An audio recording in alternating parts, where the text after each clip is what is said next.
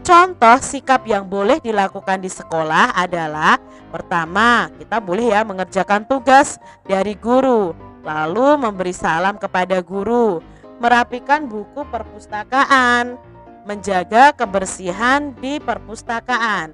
Ini adalah contoh sikap yang boleh dilakukan di sekolah.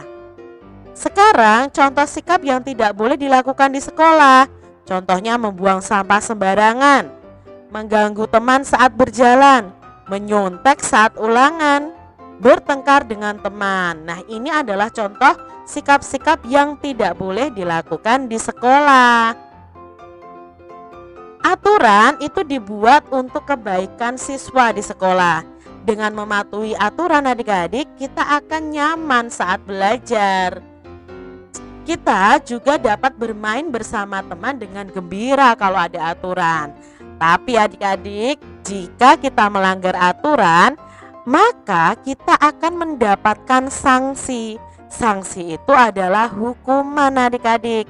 Misalnya kalau kalian datang terlambat, misalnya ya, kalian mendapatkan sanksi atau hukuman, misalnya menyapu halaman misalnya seperti itu, atau menyebutkan sila-sila Pancasila misalnya. Itu kalau kalian datang terlambat ke sekolah. Jadi kalian akan mendapatkan sanksi jika melanggar aturan yang ada. Anak yang mematuhi tata tertib atau aturan itu disebut dengan anak yang disiplin. Jadi kalau kalian mematuhi aturan yang ada, berarti kalian anak yang disiplin. Peraturan di sekolah hendaknya itu dipatuhi oleh semua warga sekolah. Jadi kalian harus mematuhi ya peraturan yang ada di sekolah. Adik-adik, di sini Kak Citra memberi contoh tata tertib di sekolah. Misalnya memakai seragam sesuai jadwal dan memakainya dengan rapi adik-adik.